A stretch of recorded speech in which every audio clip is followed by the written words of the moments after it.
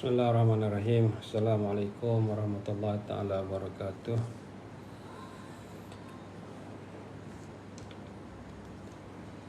Alhamdulillahilladzi hadana li hadza wa ma kunna linahtadiya laula an hadana Allah. Asyhadu an la ilaha illallah wa asyhadu anna Muhammadar Rasulullah. Allahumma salli ala Sayyidina Muhammad wa ala alihi wa ashabihi wa tabi'in wa tabi'ihim bi ihsanin ila yaumiddin, amma ba'd. Syukur kita kepada Allah Subhanahu wa taala, malam ni kita dapat berjumpa semula. Kita cuti minggu lepas dan yalah, hari ini kita diberi ruang masa dan diberi kesihatan yang baik untuk kita teruskan kelas online kita, perbincangan ataupun ulang kaji kita terhadap soalan-soalan pusaka. Dan kita berbincang tentang, ataupun saya berkongsi tentang pengurusan pusaka sebelum ni, tentang kita namakan sebagai pusaka besar, iaitu urusan pengurusan harta pusaka di mahkamah tinggi. Saya terus share screen lah kot.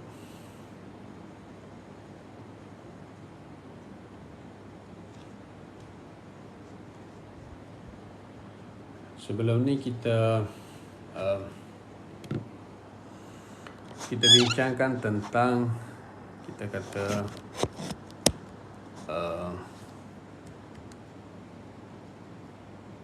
keperluan, sama ada perlu menyertakan perintah faraid di permohonan Letter of Administration LA ataupun surat kuasa mentadbir di Mahkamah Tinggi. So ini tidak ada satu sebenarnya tidak ada satu perundangan yang menetapkan wajibnya diexhibitkan perintah faraid. Sebab di Mahkamah Tinggi ni kita guna akta probit dan pentadbiran. So dalam akta probit dan pentadbiran, dia hanya nyatakan kertas kausa, antara kertas kausa yang perlu difailkan ialah senarai waris. Senarai waris itu adalah mengikut undang-undang si mati. Mana si mati Islam, senarai warisnya mengikut undang-undang Islam. Si mati bukan Islam, senarai warisnya ialah mengikut undang-undang bukan Islam. So macam mana nak menentukan senarai waris tu follow undang-undang tu? Itu adalah kerja pentadbir, macam tu. So kalau pentadbir tipu, pentadbir yang bertanggungjawab, sebab pentadbir sudah pernah ada sumpah pentadbiran. Kalau pentadbir jahil, so jangan jadi pentadbir. Macam tu. Jadi mahkamah dia mudah je kat situ. Bila you submit, you present dekat mahkamah, tidak menjadi tanggungjawab untuk mahkamah menyelidik senarai waris tu betul atau tidak. Dia lebih kepada apa yang you present. You kata inilah senarai waris si mati sebab you ada sumpah pentadbiran yang you bersumpah bahawasanya you akan tadbir mengikut undang-undang. Macam tu. Jadi dia tak perlulah requirement kepada perintah faraid tadi, sebab bagi mahkamah, benda tu sudah pun disettlekan oleh pemohon sewaktu dia nak pohon menjadi mentadbir. Disebabkan mungkin ada banyak isu waris, tipu waris, sembunyi waris dan sebagainya, maka mahkamah mengambil di beberapa tempat menggunakan kuasa budi bicara mahkamah untuk menetapkan peraturan secara dalaman dia di hadapan saya ataupun di dewan saya, ataupun kalau kes tu datang kepada saya arahkan supaya pihak-pihak yang Islam ini, yang si matinya Islam, menyediakan perintah faraid. Itu bergantung kepada budi bicara mahkamah tu sendiri. Jadi yang saya dalam makluman saya, yang maknanya benda tu dipraktiskan di Pulau Pinang sudah lama, tetapi dia makin sekarang ni praktis tu makin merebak lah. Di KL pun sudah ada beberapa timbalan pendaftar yang meminta dieksibitkan juga perintah faraid. Jadi benda ni secara positifnya bagus lah, supaya tidaknya terjadi senarai waris yang silap ataupun penipuan tu mudah. Tapi secara tidak bagusnya dia akan melambatkan sikit lah, sebab terpaksa pula pergi kepada mahkamah syariah untuk dapatkan dulu perintah faraid. Dia akan jadi banyak step. So tak apa, benda tu dia dah macam tu dia punya praktis, jadi macam tu je lah. Dah macam tu praktis dia, kena fikirlah mana baik mana buruk tu. So sebab itulah saya kata kat sini, saya sambung kat sini, sebenarnya tanggungjawab mentadbir. Sumpah mentadbiran sudah ditandatangani di hadapan Pesuruhjaya Sumpah. Setiap pemohon yang ingin menjadi pentadbir di Mahkamah Tinggi Sivil, dia kena sign, dia panggil sumpah pentadbiran. Dia pentadbir ni minimum dia seorang, maksimum dia 4 orang. Tetapi kalau kes tu adanya waris kanak-kanak, maka minimumnya kena jadi 2 orang ataupun lebih pentadbir. Dan setiap pentadbir tu dia sign. Dia boleh, kalau ramai pentadbir, kita boleh filekan satu je sebenarnya, cuma kita tulis kat itu kami pentadbir bla bla bla, tapi tanda tangan tu setiap pentadbir lah. Ataupun filekan seorang-seorang je lah kan, pentadbir satu, pemohon 1, pemohon 2, pemohon 3, pemohon 4, mana dia ada sumpah. Tapi kalau kita filekan seorang-seorang, dia jadi 4 lah kos pemfailan, RM16 kali 4. Tapi tadi isu pun tak apalah, sikit-sikit lah. So sumpah mentadbiran itu adalah dia bersumpah. Pentadbir tadi bersumpah dia akan mentadbir harta pusaka si mati mengikut undang-undang. Dia punya kandungan sumpah dia tu mudah je, tadbir harta pusaka si mati mengikut undang-undang.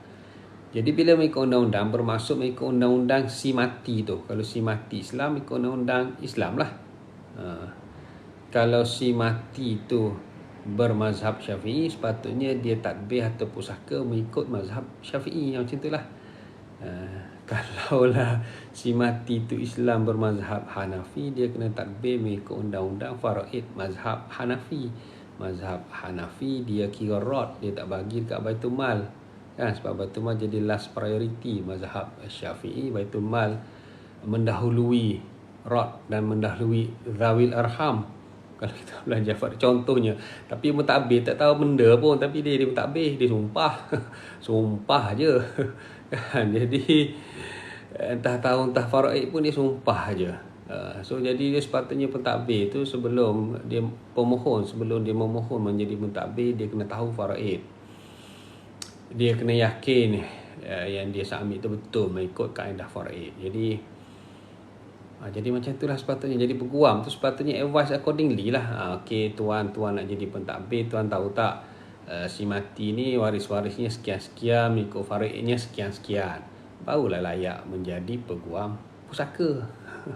Ini faraid tak tahu ke mana. Bukan saya nak menghina, nak merendahkan, saya nak menaik tarafkan peguam-peguam yang handle tu. Maknanya dia kena advise accordingly pemohon tu lah.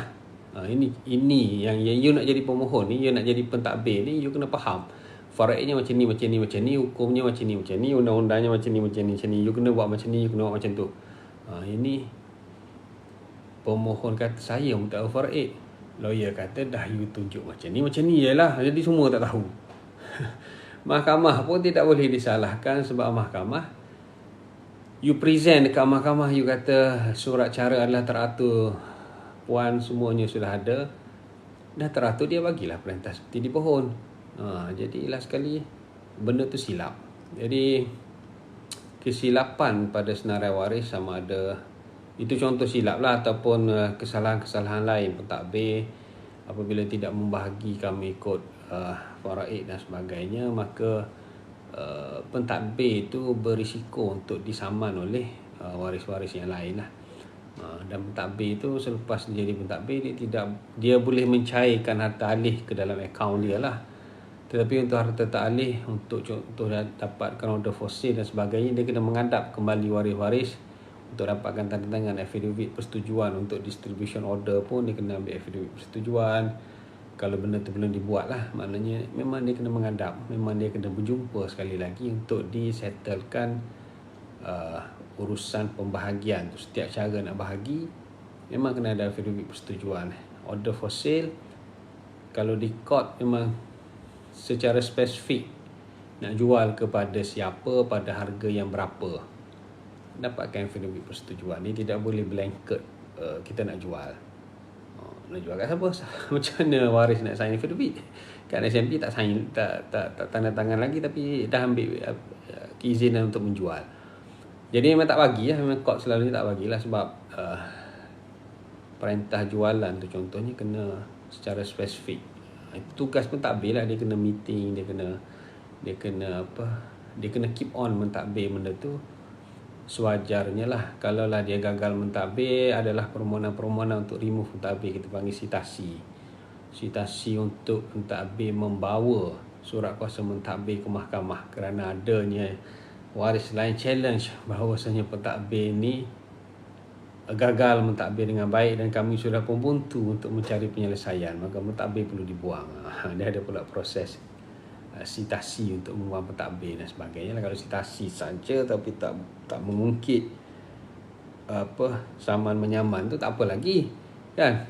Sekadar nak tukar saja pentadbir, tapi kalau dah diungkit pula macam-macam lah, maknanya nak disalahkan apa itu dan ini, memang akan jadi masalah lah.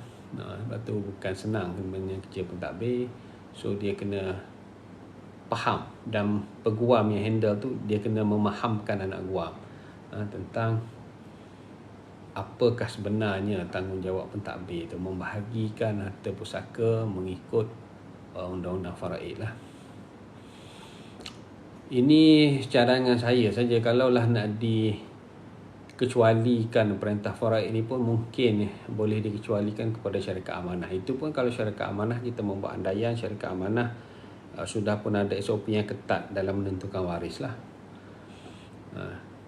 Maknanya ialah sebab kalau semua kes nak dibawa perlu ambil perintah faraid, secara idealnya macam tu, tapi secara praktikalnya kadang-kadang jadi lambat lah. Jadi semuanya kena beratur di mahkamah syariah dulu, sedangkan kesnya selapis je. Kesnya simple je, si mati meninggalkan seorang isteri, 2 orang anak lelaki, seorang anak perempuan, pergi mahkamah syariah sebab mahkamah tinggi nak. Dia akan jadi kalau semua benda tu jadi satu prosedur, dia akan jadi lambat lah di mahkamah tinggi pun. Sedangkan mahkamah tinggi sekarang dicanangkan cepat. Jadi mungkin saya tak tahu benda tu yang akan datang jadi macam mana. Cuma mungkin syarikat amanah boleh dikecualikan kalaulah syarikat amanah tu diandaikan dia sudah membuat siasatan apabila dia investigate klien dia tu. So mungkin boleh diberi pengecualian kepada syarikat amanah. So itu saya tak tahu, itu bergantung lah. Tapi sekarang ni saya tengok memang TP dia agak lenient kalau permohonan oleh syarikat amanah sebenarnya berbanding dengan permohonan individu. Kan, kalau permohonan individu tu macam-macam kadang-kadang dia tanya. So itu tanggungjawab pentadbir lah. Kemudian di mahkamah tinggi dia ada satu lagi prosedur. Ini antara sebab kadang-kadang kita gagal mendapat persetujuan waris untuk membuat penolakan pentadbiran. Sebab dia ada satu lagi dia panggil peraturan di mahkamah tinggi. Pentadbir dia perlu dapatkan 2 orang penjamin, ataupun dia kena membayar bon jaminan kepada mahkamah tinggi. Kalaulah harta pusaka si mati tu 2.5 juta, maka pentadbir dia kena letak duit 2.5 juta kepada mahkamah. Saya sanggup menjadi pentadbir, saya letak 2.5 juta duit saya ke mahkamah. Takkanlah tak percaya lagi saya jadi pentadbir kalau saya buat apa-apa pun duit saya dah letak kat mahkamah. Itu undang-undang dia sebenar. Ataupun kalau dia tak boleh letak bon jaminan sama dengan harta pusaka tu, dia kena bawa datang 2 orang penjamin. Dan ini semua teori saja. Sangat-sangat jarang berlaku. Mungkin 1 dalam sejuta, saya pun tak tahulah. Dia ada satu lagi prosedur, memohon pengecualian bon jaminan dan pengecualian 2 orang penjamin. Inilah memang diminta lah. Apabila waris-waris sudah pun menolak hak pentadbiran kepada saya, waris-waris juga bersetuju untuk dikecualikan bon jaminan dan dikecualikan 2 orang penjamin kepada saya. Saya telah cuba mendapatkan penjamin tapi tidak jumpa. Saya pun tidak mampu untuk menyediakan bon jaminan sebanyak duit harta pusaka tersebut. Tetapi saya memohon untuk dikecualikan daripada meletakkan bon jaminan dan mendapatkan 2 orang penjamin, dan waris-waris semuanya bersetuju untuk bersetuju terhadap permohonan saya untuk memohon pengecualian bon jaminan dan 2 penjamin. Oleh sebab itu saya memohon pengecualian dipanggil PPP, permohonan pengecualian penjamin. PPP TP pun sedap juga dia sebut. PPP dalam enclosure berapa? Macam tu je dia tanya kita.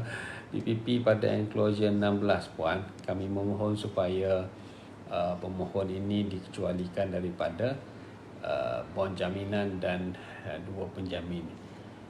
Permohonan dibuat pada enclosure 16, affidavit sokongan dibuat difailkan pada enclosure 17 yang menyatakan bahawasanya pemohon sudah pun mencari tetapi tidak berjumpa walau bagaimanapun waris-waris bersetuju terhadap permohonan ini.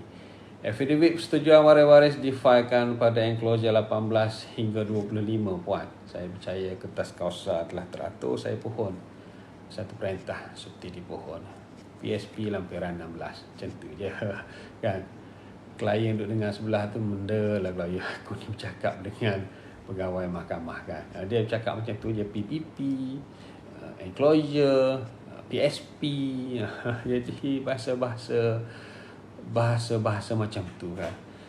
Tak sampai 5 minit dah settle case kan. Lepas tu klien kata tak sampai 5 minit saya bayar beribu-ribu. Mudahnya. Kita kena jawab lah, peguam kena jawab. Kalau lagi cepat saya masuk, sepatutnya lagi mahal yuran saya sebab betapa terornya saya. Masuk seminit aja PSP. Lagi mahal yuran. Kan? Dia isu yuran tu bukan isu berapa minit, isu asalkan dapat kertas, dapat perintah seperti pohon tu, itu tu. Tak kira lah berapa. Kadang-kadang lambat, kadang-kadang cepat. Dan kadang-kadang laptop timbalan pendaftar tu yang hanging kan. Lagilah lama kita berada kat situ. So selalunya ni memang dipohon. Cuma ada juga bila kita explain tentang benda ni kepada waris yang nak tolak pentadbiran tadi, dia tak jadi tolak pula. Dia kata macam tu, dah kau nak jadi mentadbir, kau jadilah penjamin, kau carilah bon jaminan. Bergaduh pula. Tapi kita kena explain. Bagi saya kita kena explain. Setengah lawyer dia mungkin tak explain, dia suruh tanya je. Lepas tu klien pun tak tahu apa benda, waris pun tak tahu apa benda, lain aku sign kan. Kalau explain banyak-banyak dia tak jadi sign ya. Bagi saya kita kena explain supaya dia faham, supaya pentadbir tu faham betapa beratnya kerja mentadbir, dan supaya waris lain appreciate kerja mentadbir. Dan bila adanya benda tu, kefahaman tu, pentadbir selepas tu akan menjalankan pentadbiran dengan lebih bertanggungjawab. Sebab dia tahu ini adalah satu tugas yang besar. Dan pentadbir boleh charge sebenarnya. Dia boleh charge. Dia boleh minyak motor pun dia boleh claim, minyak kereta lagi lah boleh claim, tol, touch and go apa semua dia boleh claim sebenarnya mentadbir. Semua benda tu bagi saya kena transparent je lah. Transparent dan dia boleh claim. Kan? Kalau dia baik, dia bagi faraid aje lah. Tapi sebenarnya dia boleh claim segala kos dan dia boleh ambil upah pun sebenarnya tidak melebihi 5% daripada jumlah harta pusaka tu. Sebab banyak kerja mentadbir ni. Mentadbir banyak kerja. So ini salah satu permohonan di Mahkamah Tinggi lah. Dia panggil permohonan pengecualian penjamin dan bon jaminan. So ini secara ringkas apa yang berlaku apabila kes di Mahkamah Tinggi. Kita akan filekan saman pemula dan pengecualian bon jaminan. Selalunya apa yang saya buat, saya filekan serentak lah. Walaupun pengecualian bon jaminan dan 2 orang penjamin tadi kita boleh filekan berasingan selepas kita dapat selepas endorse kita punya profilan untuk 31 NCVC tadi. Tak kisahlah asalkan sebelum bicara untuk 31 NCVC tadi, sebelum bicara surat kuasa mentadbir tadi, kita filekan pula lah permohonan pengecualian jaminan. Sebab itulah dia punya enclosure tu. Enclosure tu mengikut mengikut cara kita memfilekan dokumen tu. Kalau kes yang simple, kadang-kadang PPP ni enclosure 6 je, enclosure 7 lah. Kalau kes yang banyak sikit, banyak penolakan kan, waris tu ramai sikit, dia akan jadi belah-belas. Tapi saya pernah je kadang-kadang PPP pun sampai enclosure 20-an, waris pun 27 orang, memang panjang lah. So cara baca enclosure tu pun kena faham lah. Orang awam ni mungkin tak faham lah, lawyer faham lah. Enclosure tu mengikut susunan pengfailan kita, dia panggil kandungan ataupun lampiran. So kita akan dapat enclosure 1, lampiran 1 tu dia akan endorse, meterai, kemudian dia akan bagi tarikh bicara lah. So pada tarikh bicara, pemohon seorang saja yang hadir, dan ini serahkan CJ mati asal. Sekarang ni tunjukkan saja CJ mati asal, kita tak perlu serah pun kepada mahkamah. Mahkamah pun tak nak simpan dah sekarang. Kita tunjukkan CJ mati asal. Kemudian kita dapatlah PPP, perintah seperti di pohon. Kita pohon segala pengecualian apa semua tadi, kita dapat perintah seperti di pohon. Mula-mula kena minta perintah seperti di pohon untuk PPP tadi. Setelah contohnya enclosure 16 tadi, bila dapat enclosure 16 tadi, boleh kita pohon pula PSP untuk enclosure 1, untuk lampiran 1 macam tu. Lampiran 1 ni benda ni lah saman pemula ex parte ni. So apabila kita dapat benda tu, PSP tu, kira gembira lah kita, sebab kita keluar daripada dewan tu ataupun keluar dari bilik tu dengan PSP, mendapat perintah seperti di pohon. Selalunya pegawai mahkamah sebelum keluar tu, dia akan sign pada dia panggil notis bayaran pengeluaran geran. Apa kadang-kadang dia dah sign, dah ada pre-sign benda tu, tapi kadang-kadang dia tulis nombor kes kita dan dia bagi. So kita kena file kan notis bayaran pengeluaran geran. So ini mahal sikit lah, RM440. Sebelum kita filekan notis pengeluaran geran tu, kita kena filekan dulu draft perintah untuk enclosure PPP tadi, permohonan pengujian penjamin. Settle yang tu dapat perintah bersih untuk PPP tadi, barulah kita filekan notis pengeluaran geran ini, yang harganya RM440 lah. Ini antara pemfailan yang agak mahal lah di High Court, berbanding dengan pemfailan yang lain kan. Tapi sebelum kita filekan yang ni, kadang-kadang kita kena pastikan surat cara ataupun certain dokumen tu sudah pun difilekan secara enclosure yang berasingan. Contohnya kita panggil senarai waris dan senarai aset. Senarai waris, senarai aset kena filekan secara berasingan. Juga kita filekan sumpah pentadbiran lah. Kata filekan sumpah pentadbiran, tiba-tiba dah filekan notis bayaran pengeluaran geran, maknanya dia tidak smooth lah benda tu. Selalunya bila bayar notis pengeluaran geran, yang lain tu semua sudah ada. Bahkan perintah bersih untuk PPP tadi pun dah ada. Contoh lebih kurang. So tunggu, kalau ikutkan dia punya SOP 21 hari bekerja paling lambat. Geran surat kuasa mentadbir itu akan dimeterai oleh mahkamah. Sebab kadang-kadang geran tu dia tidak keluar di dalam EFS punya sistem, kadang dia email. Di email dan kita ekstrak melalui email. Dia lambat untuk keluar di dalam EFS. Jadi kita nak benda tu cepat, kadang-kadang kita kena follow up lah. Kita kena follow up dengan mahkamah. Dia ada pegawai pula yang in charge bahagian pengeluaran geran, dia panggil geran surat kuasa mentadbir ataupun geran probate.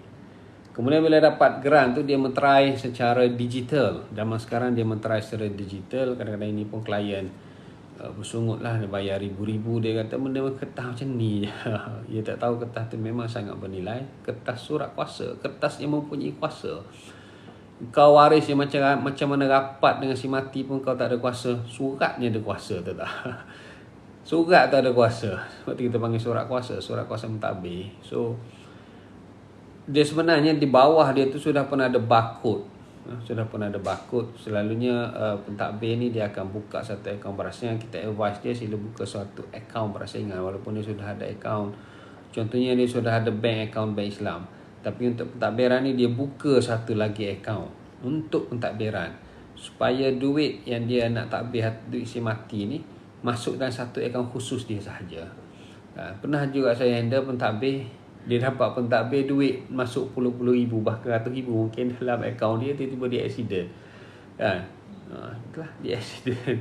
So nasib baik dia ikut apa yang kita advise kan. Walaupun you dah ada banyak akaun bank, tapi untuk pentadbiran you kena buka satu akaun berasingan supaya duit ni masuk dalam akaun pentadbiran. Sebab ini harta pusaka you adalah pentadbir, bukan duit you. Walaupun you adalah seorang waris dan sebagainya. Lepas tu dia accident pun maknanya kita boleh verify lah akaun ni. Sebab dia selalunya anak guam saya minta dia maklumkan jugalah kepada kita apakah akaun yang dia buka tu. Dan bahkan saya akan tolong pula. Saya pula yang akan pergi dekat bank-bank tu dan tulis surat apa semua, minta bank tu cairkan ke akaun anak guam lah. Anak guam pun pemohon tadi dia dapat duit senyap je, walau ada lagi baki legal fee yang tak bayar kan. Sebab kita tak tahu benda tu dia bank indirect kepada pemohon kan, kepada pentadbir. Cumanya sepatutnya geran surat kuasa mentadbir tadi dia tidak perlu CTC dah sepatutnya, sebab dia sudah ada barcode yang boleh di-verify sama ada geran itu original ataupun tidak. Tapi banyak lagi praktis di luar sana dia masih nakkan salinan yang disahkan benar. Kecuali di PNB. PNB bagus. PNB bagus. Dia kata tak perlulah CTC. Sebab kan dah ada barcode, kita boleh verify berdasarkan barcode. Itu bagus sebenarnya. Sebab kerajaan dah habiskan jutaan saya rasa untuk buat sistem mahkamah EFS tu. Tiba-tiba nak lagi salinan yang disahkan benar. Itu saya tak tahu. Slow sangat kita punya institusi ni. Sepatutnya tak perlulah. Tapi praktisnya memang perlu. Dan kalau perlu, kita kena print lah. Kita kena print ataupun kita photostat lah. Selalunya photostat ni tak cantik. Print tu baru jadi cantik lah. Lebih-lebih lagi kalau photostat yang yang memang kualitinya out, memang tak cantik lah. Selalunya kita print dan kita akan print surat kuasa mentadbir tu, dan kita akan print senarai aset, dan kita akan print senarai waris. Kita print daripada enclosure, bukan kita print daripada exhibit. Kita print daripada enclosure supaya nampak enclosure number untuk senarai aset dan senarai waris. Lepas tu dia kena filekan berasingan tadi. So yang tu dengan dia akan jadi 3 enclosure lah, mana 3 lampiran, iaitu surat kuasa mentadbir, senarai waris, senarai aset. Dan dia ada berapa harta? Ada 8 tanah, dah 8 set. Ada 4 kereta, dah 12 set. Ada berapa akaun bank pula? Ada 3 pula akaun bank, dah 15 set contohnya kena buat. So 15 set darab dengan 3 helai tadi, 15 kali 3 45 helai, 45 helai kali RM4. Sebab satu helai mahkamah CTC tu dia charge RM4. Dan benda ni pun kadang-kadang makan masa seminggu untuk kita dapatkan balik. Dahlah kita yang print, dia tukang chop dan sign sahaja, dia charge pula RM4. Itulah. Tapi tak apalah, dah nak mahkamah charge lah. Sebab tu saya kata benda tu tak perlu sepatutnya, sebab sudah pun ada barcode. Tapi itulah Malaysia, perlu tak perlu pun jadi perlu juga. Walhal tiada pun keperluan, kecuali beberapa tempat yang agak cerdik je lah yang tidak memerlukan benda tu lah. Dan saya pujilah PNB bila PNB tak perlu tu. Pak lain saya tak tahu. Pak lain tahu saya dia nak. Bagi saya tak berapa cerdik lah. PNB juga. So yang puji kita kena pujilah sebab bagus. So lepas tu dicairkan atalih daripada CTC, geran surat kuasa mentadbir tadi, diberitahu kepada bank dan boleh dicairkan atalih dan didaftarkan nama pentadbir pada geran tanah lah. So sebab requirement kita punya National Land Code ini, kanun tanah negara, apabila nama si mati tu perlu dibuang daripada geran tanah, perlu dimasukkan nama pentadbir. Kemudian barulah pentadbir tu dia panggil dia jadi registered proprietor. Barulah pentadbir tu boleh pula untuk membuat permohonan berikutnya, sama ada membuat permohonan pindah milik atau membuat permohonan vesting order atau membuat permohonan perintah jualan dan sebagainya lah. So kena masukkan dulu nama pentadbir pada geran tanah. Setengah-setengah tempat di Kelantan tu berbulan-bulan nak keluarkan nama pentadbir dalam geran tanah. Last sekali saya tak payah tunggulah. Dengan presentation slip tu saya terus je masuk, mana terus je buat SMP sebab nak jual, dan terus je saya pun perintah jualan. Dan saya hanya exhibit presentation slip je. Sebab kalau saya exhibit geran, saya exhibit juga geran, tapi geran tu masih mati. Masih mati sebab saya tak tahulah kenapa endorsement terlalu lambat. Padahal saya ingat Selangor seminggu je kot. Tak tahulah, maknanya lain office lain dia punya endorsement. Tapi supaya hakim tak ada isu lah bila kita tunjuk presentation slip, kita dah comply lah, kita dah present sebenarnya, cuma endorsement saja lambat. Jadi dapat jugalah saya perintah seperti di pohon untuk order for sale tu. Tapi mana kena daftar nama pentadbir pada geran tanah. So itu gerak kerja di High Court dan jangka masa dia lebih singkat berbanding dengan unit pembahagian usaha kecil lah. Unit pembahagian usaha kecil tu lebih cepat sebenarnya bila dapat borang E, tapi queue tu panjang itu. Kok ni sebenarnya lambat sebab dia tak boleh nak pindah milik secara terus. Dia kena takbir dulu, lepas tu pohon lain pula. Jadi lambat sebenarnya. Cuma harta alih tu cepat lah, sebab queue dia tu cepat. Tu je sebenarnya. So ini gerak kerja dia. Ini adalah saya cerita tentang permohonan surat kuasa mentadbir interparti. Interparti ni bagi kes kiranya kita panggil kertas kausa ataupun kita panggil surat cara dokumen tu tidak sempurna, tidak teratur. Kenapa tidak teratur? Kerana contohnya ada waris yang tidak menandatangani affidavit penolakan. Contohnya ada isu antara menantu dengan mertua. Mertua dia nak jadi pentadbir, menantu pun nak jadi pentadbir sebenarnya. Jadi kalau mertua pohon, menantu tak tolak pentadbiran. Menantu pohon, mertua pun tak tolak pentadbiran. Sebenarnya boleh jadi pentadbir bersama, tapi dia tak nak juga pentadbir bersama, masing-masing nak takbir solo-solo. Nak takbir seorang-seorang juga. So contohnya mungkin si bapa, sebab si mati meninggalkan bapa contohnya, so bapa ni pun dia nak kuasa, dia nak jadi pentadbir, tapi dia gagal untuk memujuk menantu dia ni untuk menolak pentadbiran. So apa yang boleh dibuat? Bapa boleh filekan permohonan geran surat kuasa mentadbir, dan mungkin si ibu dan mungkin adik-beradik si mati menolak pentadbiran. Tak ada anak lah contohnya lah. Contohnya tak ada anak. Kalau ada anak ni kuat sikit isteri dia kan. Isteri pun jadi alamat tak ada anak, so dapatlah dekat mak ayah. Jadi dia tak ngam pula dengan menantu dia, dengan mertua dia kan. Tapi dia tak tolak. Masalahnya dia tak nak jadi pentadbir bersama, nak jadi pentadbir tunggal. Dia pun tak buat. Jadi si bapa tadi dia boleh teruskan dengan permohonan geran surat kuasa mentadbir. Dia masuk je seperti biasa, cuma dia takkan dapat perintah seperti di pohon kerana affidavit penolakan tu gagal dapat daripada seorang waris contohnya. So dia akan pohon untuk mensitasikan waris tersebut, ataupun dia tak perlu pohon pun sebenarnya, dia just sitasi terus saja. Dia filekan, kemudian dia filekan sitasi. Tapi kadang-kadang kita nak tunjukkan, kita nak bagi masa kepada style saya filekan dulu, kemudian saya tulis surat kepada waris yang tak sign affidavit penolakan tadi. Saya kata kami sudah filekan permohonan secara ex parte, klien sekian-sekian, mana bapa si mati contohnya. So kita minta dia sign affidavit penolakan. Dengan berdasarkan dia, kita lampirkan bahawasanya kita sudah filekan dan dah ada pun tarikh bicara. So sampai tarikh bicara tersebut dia tak sign juga, kita pun pohon. Kita pohon kepada contohnya TP, pegawai mahkamah, kita kata kita gagal mendapatkan affidavit penolakan, maka saya pohon untuk kes ni saya mensitasikan. Masa tu kita boleh tunjukkan dah.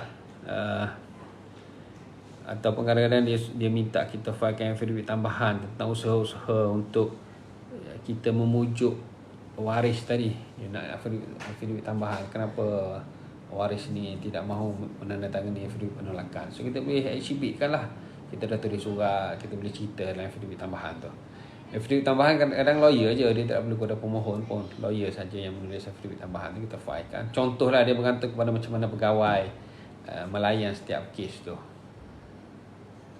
So kita pohon, akhirnya kita pohon untuk mensitasikan. Ini cara saya lah, sebab cara saya ni lembut sikit. Saya bukannya ganas tu aja filekan sitasi, saya pohon pula. Dan timbalan pendaftar kena dia bagi masa pula. Okey, sehingga hujung bulan 11. Sampai hujung bulan 11, kalau you tak dapat pujuk lagi untuk sign affidavit penolakan, sila filekan sitasi. So saya expect you filekan sitasi early December. So sepatutnya dalam masa 8 hari you serve, you filekan affidavit penyampaian dan masa tu boleh pohon. Maka saya bagi next mention date ialah 15 Disember contohnya. Dia dah expect 15 Disember tu mesti ada something. Kan kita pun pujuklah sampailah 30 November tak dapat, 1 Disember kita filekan sitasi. Itu contohnya. So kita boleh memfilekan sitasi, dia panggil citation. Sitasi kaedah 5 aturan 71 kaedah 41 kaedah 41 sebenarnya. So sitasi itu bermaksud kita meminta waris tadi untuk dia menyatakan sama ada dia nak menolak ataupun dia nakkan pentadbiran tu. So dia kena jawab lah 8 hari selepas serve tu. Dia kena filekan, dia kena masukkan, dia panggil memorandum kehadiran dalam sitasi.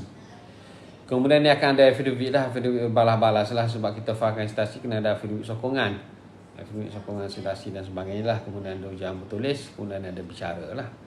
Sama ada hakim terus saja bagi keputusan ataupun hakim dia tengoklah apa yang dipergaduhkan. Kalau faktanya susah ataupun fakta tidak ada fakta yang dipersetujui, ada fakta yang dipertikaikan, dia akan convert kepada saman lah, sebab asalnya kita sama pemula. So ini memang kena nanti peguam lah, sebab ini akan depan yang arif, bukan depan decision itu adalah depan yang arif.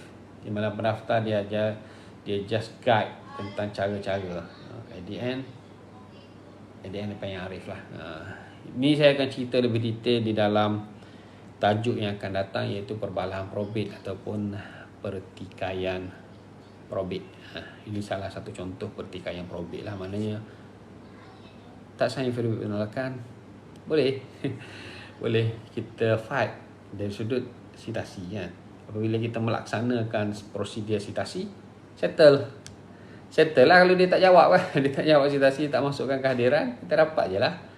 Kita dapat, maknanya pemohon terdapat menjadi pentadbir walaupun tak cukup penolakan, sebab sitasi itu tidak jawab. Macam tu. Dia selalunya bila sitasi, gaduh lorak lah cari lawyer, pihak yang disitasi tu kan.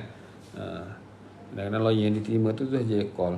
Saya baru aja dapat surat sitasi daripada pihak tuan. Saya pohon beberapa hari untuk saya filekan memorandum kehadiran dalam sitasi. So tuan jangan filekan lagi lah affidavit penyampaian apa semua tu.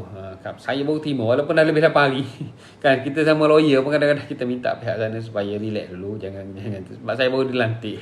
Kan saya akan filekan, saya akan explain kepada anak guam saya akan filekan. Contohnya lah, kita sama lawyer kita tak kisah, bukannya pada hari ke-8 tu aja kita nak filekan affidavit penyampaian pun. Kan bila ada respon okey lah kan. Sebab bagi masa untuk saya filekan kehadiran dalam sitasi lah. Kemudian kita akan jawab lah affidavit tu. Kalau kita nak jawab ataupun kita akan bersetuju je lah. Kita akan bersetuju, maknanya anak guam kita akan sign affidavit penolakan. Anak guam tak sign sebab dia tak faham. Contohnya lah. Sebab bila dapat sitasi tu selalunya baru orang cari peguam. Berarti serius betul. Ini bukan cakap ni, memang lantik peguam untuk Maknanya betul jadi mentadbir ni. Mana betul ayah dia ni mentadbir. Aku disitasi ni, aku menjadi pihak yang disitasi, maka dia peguam. Saya adalah peguam pihak yang disitasi. Saya pohon. Saya baru dilantik, saya pohon itu inilah. Bolehlah kita sama peguam tadi isu sebenarnya. Kita just nak selesaikan isu pusaka ni secara win-win, secara betul lah. Maknanya tak perlu melibatkan emosi pun. Semua pihak dia ada hak dan perlu diberi hak kepada pihak yang berhak. Kalau nak pohon atas perceraian, silakan. Ya masalahnya Masalahnya dia nak ke dia je. Pening juga si mak ayah ni pun. Pening juga mak ayah. So yang ada isu lah. Itu contohnya lah. Kemudian kita pergi sikit lagi tentang permohonan geran probate. Permohonan geran probate di Mahkamah Tinggi Sivil ini difailkan geran probate jika si mati meninggalkan wasiat pentadbiran. Kita panggil wisayah. Nah, kalau dalam bahasa Arab kita panggil wisayah. Bukan meninggalkan wasiat, tetapi meninggalkan wisayah. Ada beza antara wisayah dengan wasiat. Sebab itulah kadang-kadang buku tu pun dia tulis wisayah dan wasiat. Wisayah dan wasiat. Ada buku yang diterbitkan oleh penerbit Universiti Malaya. Wisayah dan wasiat. Kita pun pening kenapa tulis wisayah dan wasiat. Wasiat je lah, tak payah nak wisayah. Rupanya ada beza antara wisayah dengan wasiat. Wisayah adalah wasiat pelantikan wasi. Wasiat tu wasiat lah, wasiat pembahagian dan macam-macam lah kau wasiat. Kau nak wasiat apa-apa pun kan. Wasiat pesanan-pesanan kan. Pesanan tu wasiat. Pelantikan wasi tu dipanggil wisayah. So probate ni apabila ada wisayah, apabila adanya klausa pelantikan wasi, dia panggil klausa wisayah. Walaupun benda tu bawah 2 juta ataupun selepas ni, tak kira berapa sahaja, apabila adanya wisayah tadi, maka kita boleh pohon geran probate di Mahkamah Tinggi. So ini adalah dokumen-dokumen ataupun surat cara yang diperlukan untuk pemfailan geran probate. Geran probate ni kita panggil kod 32 sebab dia akan difailkan di bawah 32 NCVC. Dan secara jujurnya memang saya jarang dapat kes geran probate sebab ramai orang Melayu tidak meninggalkan wisayah. Kebanyakannya orang Islam negara kita ni dia tiada wisayah, tiada pelantikan. Selalunya saya buat kod 32 NCVC ni saya buat bagi pihak syarikat amanah lah, sebab saya panel kepada beberapa syarikat amanah. So selalunya pemohon itu adalah syarikat amanah kan. Walaupun boleh juga dipohon oleh individu. Sebab kita boleh buat wisayah melalui individu pun. Boleh lantik. Baru pagi ni saya jumpa ada satu nak buat. Dia nak melantik isteri dia menjadi executor. Tak apalah, dia nanti isteri dia kita ikut je. Kita explain, kita ikut je instruction klien kita. Saya jumpa klien pagi tadi. So kita akan buat lah. Tak apalah, dia ada kesedaran. Kerja dia ialah security saja, Pak Gad. Pak Gad pun ada kesedaran untuk buat wasiat, untuk melantik isteri menjadi mentadbir. Lantik isteri tak nak lantik saya. Tak apa. Tak apa, saya bukan promote suruh lantik saya. Yang penting dia faham dan dia arahkan saya. Maknanya dia lantik saya dan dia minta buat surat wasiat dan dia melantik isteri dia sebagai pentadbir. Cuma saya akan tolonglah isteri dia tu macam mana nak jadi pentadbir tu.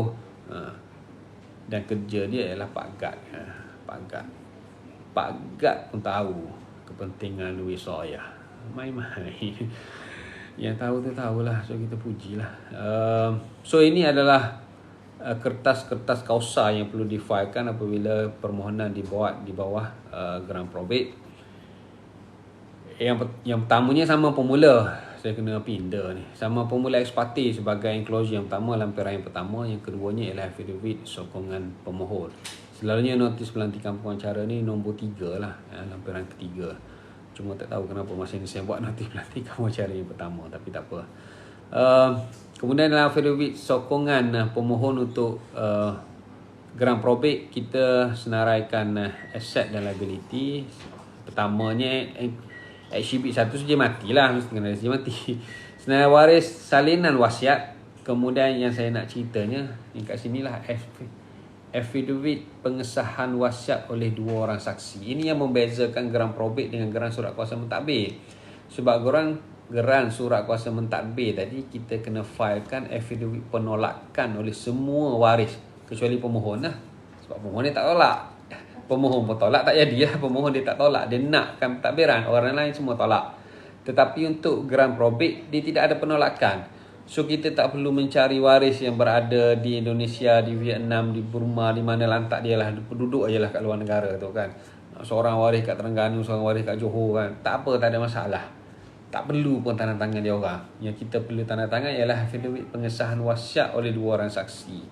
2 orang saksi ni bukan semestinya saksi yang menandatangani wasiat tu. Siapa-siapa sahaja yang boleh menyatakan bahawasanya ini adalah wasiat terakhir si mati yang sah, maka dia pun membuat affidavit pengesahan tu. Affidavit pengesahan wasiat oleh 2 orang saksi. Kalau syarikat amanah, selalunya dia ambil staff dia orang aje lah.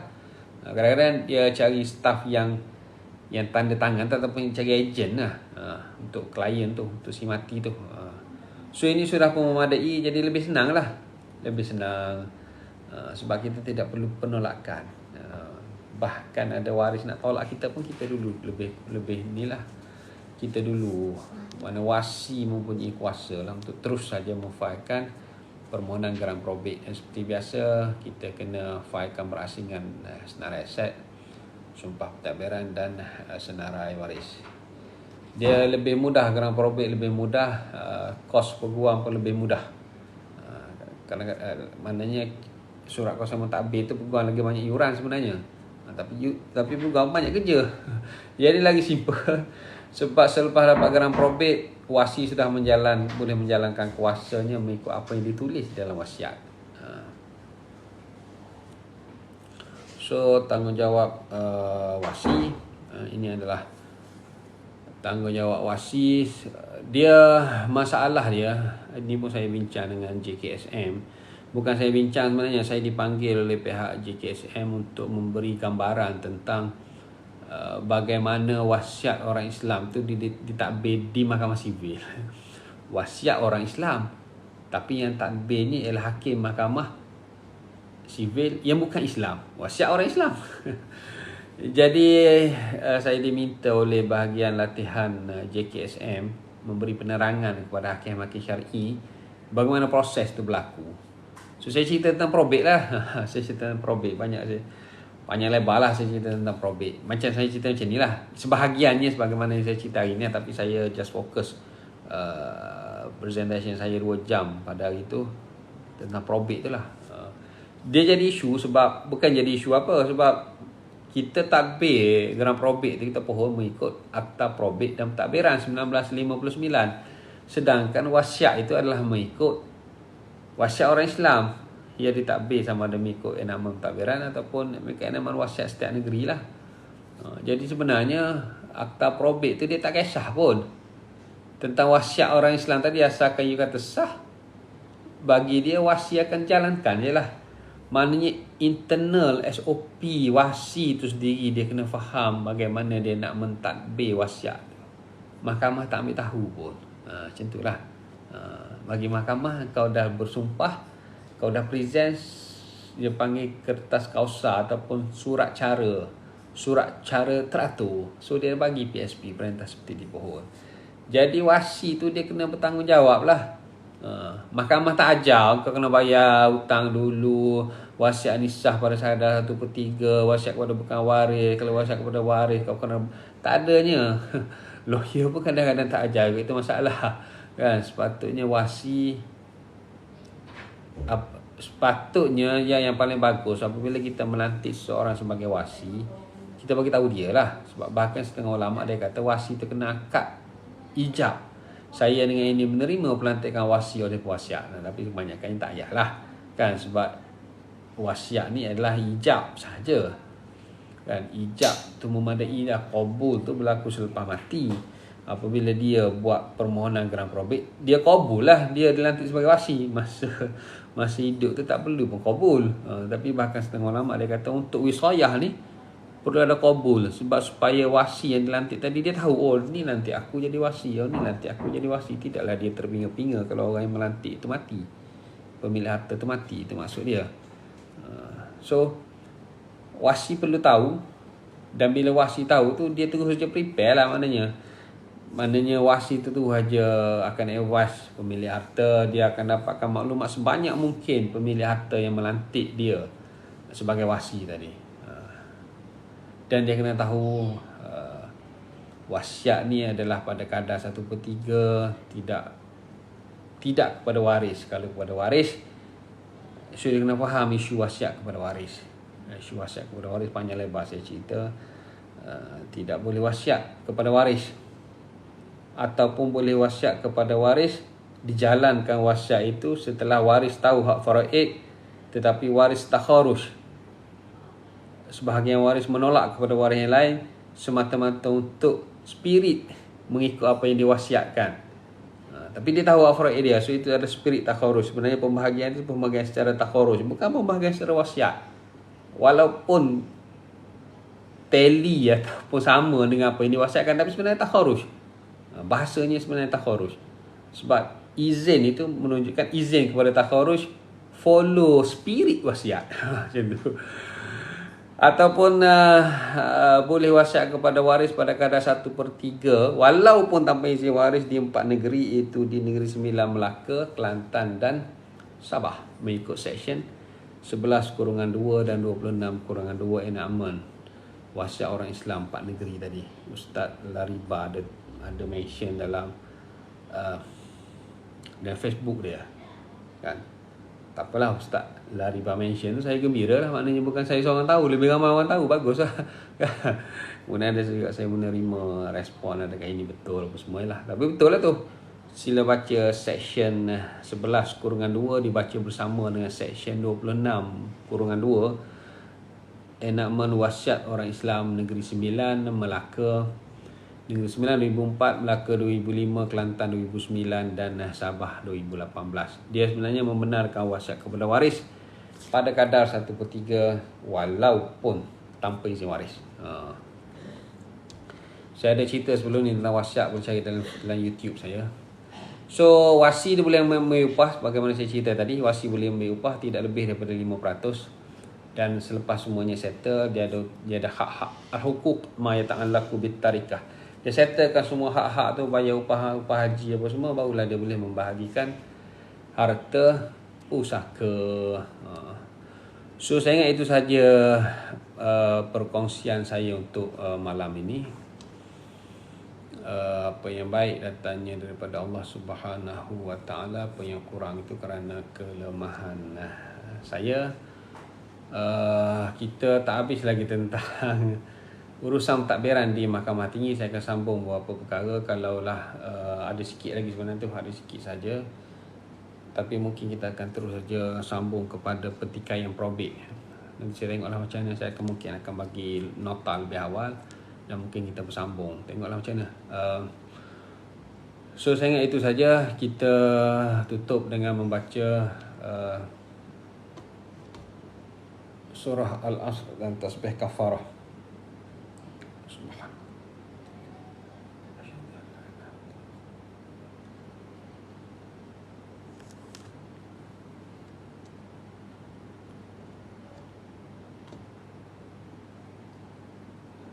Saya akan tengok soalan-soalan ni dan saya akan jawab lah kot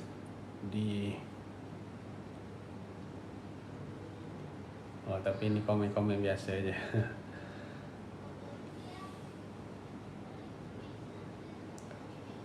Saya akan jawab pada minggu hadapan lah. Wabillahi taufiq wal hidayah. Wassalamualaikum warahmatullahi wabarakatuh. Terima kasih semua.